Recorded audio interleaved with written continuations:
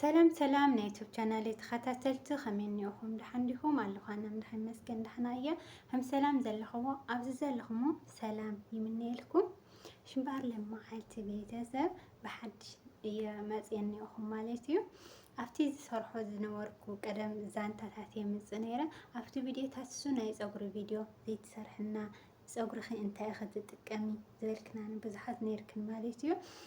ብውሽጢ እውን ናይ ፀጉሪ ዘይትሰርሕልና ፀጉርኺ እንታይ ክትጥቀሚ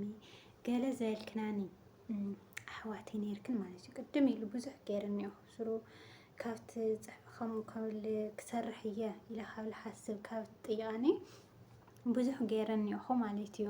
እና ኣጋጣሚ ግዜ ኣይረኸብኩን ፀጉሪ ክሰርሕ ምስቲ ናይ ዓረብ ስራሕ ብጣዕሚ ንእሽተይ ክብድ ዝበለ እዩና ኣጋጣሚ ግዜ ኣይረኸብኩን ካብ ሕዚ ግን ሓደ ኢልና ኩለና ብሓደ ኣነና እስኻትክን ናይ ፀጉሪ ብሓደ ኮይና ክንሰርሕ ኢና ማለት እዩ እና ካብ ሎማዓልቲ ሓደ ኢለ መፅአክ እኒአኹ መጀመርያ ፀጉርና ክንከናኸን ክንጅምር ከለና እንታይ ካመይ ጌርና እንታይ ክህልወና እኒኦ ቅድሚ ፀጉርና ክንከናኸን ምጅማርና ሲ እንታይ ክህልወና እኒአዎ ተንቀንዲ ቀንዲ ክንሕዘን ዘለና ነገራት ከርእየክን እየ ማለት እዩ ከዛ ሎማዓልቲ ጀሚርና ናይ ፀጉሪ እቲ ኣነ ዝጥቀሞ እቲ ንዓይ ዝጠቐመኒ ነገራት ብሓደ ኮይና ክንጥቀመሉ ኢና ማለት እዩ ኣብ ገዛ ዝሰርሖ ነገራት ንፀጉሪ ዝጠቕመኒ ነገራት ከርእየክን እየ ማለት እዩ ፀጉሪ ሕዚ ኣነ ብጣዕሚ እየ ደውርዮ ቢዚ ኮይነ ስራሕ ነቐየርኩ ገለ ምንም ኣይተኸናኸንኩወይ እና ካብ ሕዚ ጀሚረ ምሳኻትክን ኮይና ብሓደ ኮይና ፀጉርና ክንክን ክንጅምር ኢና ማለት እዩ እና መጀመርያ ፀጉርኽን ክትከናኸና ከለኽን ፀጉርኽን መጀመርያ ክህልወክን ዘለዎ ነገር ከርእየክን እየ ማለት እዩ ካብኡ ኣብዚ ዝሰርሐዎ ቪድዮ ናርአኽን ብሓደ ኮይና ንፀጉርና ኣብ ገዛ ንሰርሖም ነገራት ከርእየክን እየ ማለት እዩ እና ሕጂ ቆንጢረዮ እየ ነይረ ከምዚ ኢሉ እኒኦ ሕዚ የጋጣም ፈቲሐዮ ኣይመሸጥኩዎ እኒኹ ማለት እዩ ኣይፎት ከምዚ ኢሉ እኒኦ ኣይመሸጥኩዎ መሸጥ ይሕለፍኩልኝ ተቆንጢሩ ነይሩ ከምዚ ኢሉ እኒኦ ማለት እዩ እና ሕዚ እንታይ ከም ለሊና ፀጉርና ሲ ክንክን ክንጅምረሉ ንሃለና ቀንዲ ክነቕምጥ እንዳለና ካብ መጀመርያ ሒዝና እሳትን እንታይታየን ሓደ ኢለ ከርእየክን እየ ካብ ሕጂ ጀሚረ ማለት እዩ እና ፀጉረይ ብዙሕ ገይረ እኒአኹ ብጣዕሚ እየ ደውርዮ እዮ ምንም ኣይከናኸነለኹኝ ማለት እዩ እና ካብዛ ሎማዓልቲ ጀሚርና ብሓደ ኮይና ፀጉርና ክንከናኸን ኢና ዝሰርሐዎ ፀጉሪ ከዓ ሒዘልክን ክመፅእ እየ ማለት እዩ እና ሕጂ ሰለስተ ነገራት እየን ሒዘልክን መፅእ እኒኹ ሰለስተ ነገራት ማለት እዩ እዛ መሸጥ እኳ ለይጥቀም መሸጥ የለን ግን በተለይ ብዙሕ ትኾይኑ ፀጉርኽን ፅዑቕ ትኾይኑ ከምዚ ዓይነት መሸጥ ትጥቀማ ትልበለፀ ማለት እዩ ፀጉርኽን እውን ክምንጭተልክን ኣይኽእል ሓደ ክንሲ ብጣዕሚ ፀጉርኽን እንታይ ትሙንሃለይ ብዙም እና ምስተሽዋር ተስተሽውርኡ 10 ግዜ እውን ተስተሽውርኡ ገለ ማለት እዩ እና እዚ ሕዚ ድቕቕ ዝበለ እዩ እኒኦ ፍሩይ ይኾነ ካብዚ ልፈሪ እውን ኣሎ ማለት እዩ እና ካብዚ ፍሪ ዝበለ ሓንተላትን እያ ኣጋጣሚ ሒዘያ መፀኹ ሕዚ ላብ ስራሕ እምበር ካብዚ ልፈሪ በቃ ፍሩይ ክኾን እኒአዎ በተለይ ፀጉርኽን ፅዑቕ ትኾይኑ ማለት እዩ ምክንያቱ ፀጉርኽን ኣይጎድአልክኒ ብዙይ ትምሽጡ ካብኡ ድቕቕ ዝበለ መሸጥ ተሃልይኩን ከዓ ብኡ ትጥቀማ ማለት እዩ እና መጀመርያ እዚኣ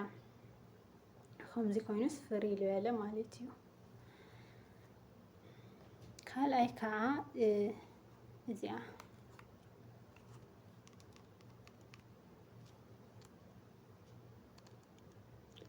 እዚኣ ማለት እዩ እዚኣ ማይ ትገብራላ ቅርንፍድ ኩሉ ናይ ብዙሕ ነገር ትገብራላ ማለት እዩ ሕጂ እኳ ቅርንፍድ ገይረላ ነይረ ተወዲ እዩ የብላይንያ ማለት እዩ ፀጉርኽን እንድሕር ደሪኡ እውን ክትምሽጡ ተደሊኽን ከምዚ እንታይ ስሙት ማይ ትገብራ ማይ ጌርክን ተብልኡ ማለት እዩ እና እዚኣ ክትህልወክኒዋ ማለት እዩ እዚኣ ናይ ፀጉሪ እያ ርያ እዚ መጋስከልን እኒአዎ ማይ ትገብራ ከምዚ ጌርክን ፀጉርክን በቃ ዝተፈላለዩ ነገር ኣብዚ ክትገብሩ ፈሳሲ ነገር ትኮይኑ ኣብዚ ጌርክን ክትጥቀማ ትኽእላይክን ብጣዕሚ እያ ቆንጆ ማለት እዩ ከምዚ ጌርክን ቅርንፉድ ድዩ ዝተፈላለዩ ነገር ክትጥቀማላ ትኽእላይክን ማለት እዩ እኒኣ እዚኣ ካልአይቲ እታ ቀንዲ ክትህልወክን ለለዋ ማለት እዩ ቀንዲ ክትህልወክን ለለዋ እዚኣ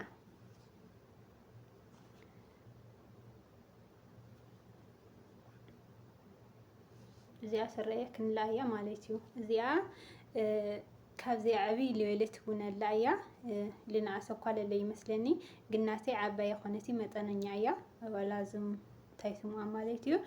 እና እዚኣ ቀንዲ ፀጉርህን ክንክን ክትጅምራ ተልኽን እዚኣ በቃስ እዚኣስ ቀንዲ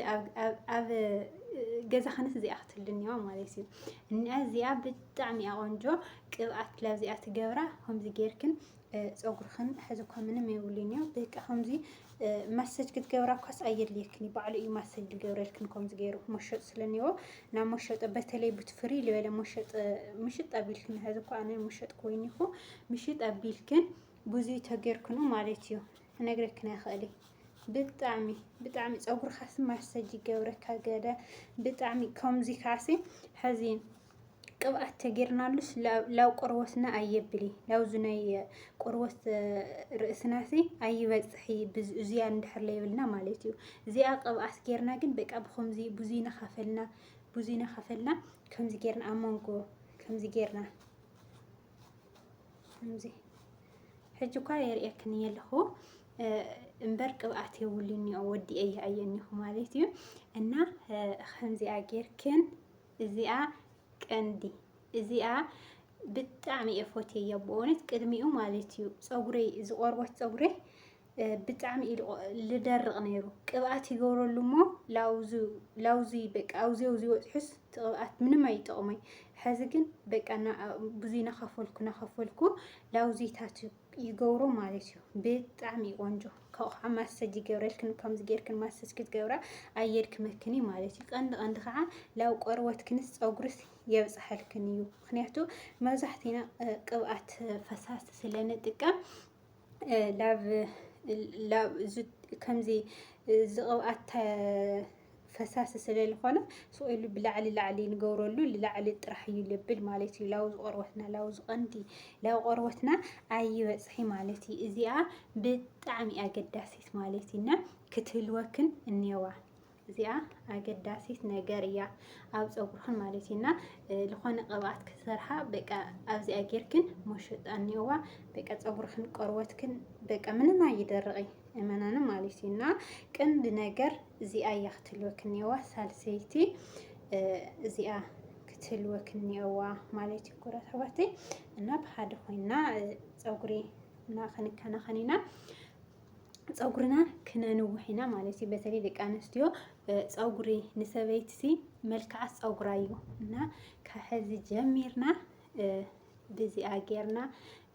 ምሳይ ኣነ ሕዚ ኣነ ንባዕለይ ፀጉሪ ብጣዕሚ እየ ደውርዮ ነይረ ከምቲ ቀዲመን ዝበልኩን ማለት እዩ እና ካብ ሕዚ ጀሚርና ግን ፀጉርና ክንከናኸን ኢና ማለት እዩ እና ሎመዓልቲ እዚኣ እየሒዘልክን መፅአኒኹ ስለ ናይ ፀጉሪ እውን መጀመርያ ሎመዓልቲ እየ ዝሰርሕ ኣለኹ ከምቲ ቀዲመ ዝበልኩን ማለት እዩ ባዕለይ እውን ክሰርሕ ገለ ይሓስብ ነይረ እያ ካብኡ እውን ኣብዚ ቪድዮታት ዝሰርሖ ናይ ፀጉሪ ቪድዮ ዘይትሰርሕልና ገለ ልብላኒ ነይረን ማለት እዩ ሕጂ ሰሪሐልክን እኒአኹ ካብ ሕዚ ጀሚረ ሒዘልክን ክመፅእ እየ ማለት እዩ ንዓይ ዝጠቐመኒ ንዓኻትክን እውን ክጠቕመክን እዩ ማለት እዩ እና እዚኣ ቀንዲ እዚኣ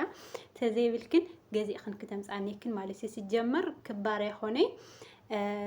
በቃ ኣብ ዝኾነ ኢሉ ርከብ 4 ቅርሺ በቃ ብጣዕሚ ርካሽ ማለት ኢና ደቂ ኣሙኽን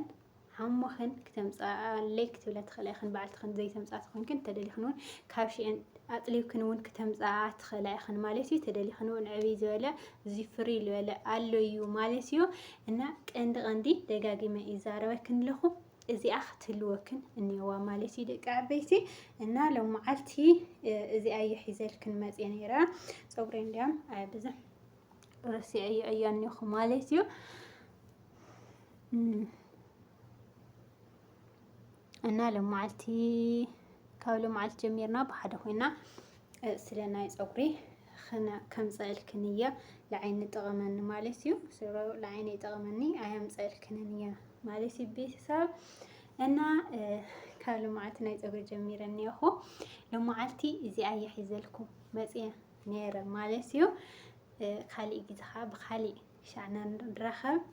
أعزز لكم سلام فقريك سانتي مني لكم مالتيو حدش تزمزخم لنا channel كا سبسكرايب بقر أي سحمو غيركم سبسكرايب قور ليكم شيء مخنيتو سبسكرايب تجيركم كم زي فيديو اللي وعلسي كنسرح يحجزنا مالتيو نا لما عاد زي حزلكم مزيانيرة أعزز لكم سلام فقريك سانتي مني لكن قاطع لخا بحدشتي حزلكن كم مزيا مالتيو